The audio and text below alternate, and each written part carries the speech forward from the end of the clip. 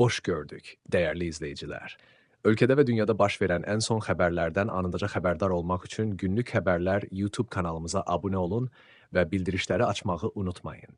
Azərbaycanda aprelin 18-nə gözlənilən hava şəraiti açıqlanıb. Bu barədə Milli Hidrometeorologiya Xidməti məlumat yayıb.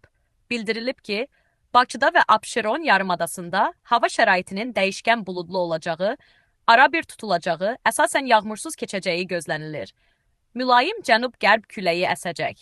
Havanın temperaturu gecə 10-13 dərəcə isti, gündüz 16-21 dərəcə isti olacaq. Atmosfer təzyiqi 765 mm civə sütunundan 758 mm civə sütununa enəcək. Nisbi rütubət 65-70% təşkil edəcək. Azərbaycanın rayonlarında havanın əsasən yağmursuz keçəcəyi gözlənilir. Lakin axşam bəzi qərb rayonlarında qısa müddətli yağıntılı olacağı, şimşək çaxacağı, dolu düşəcəyi ehtimalı var.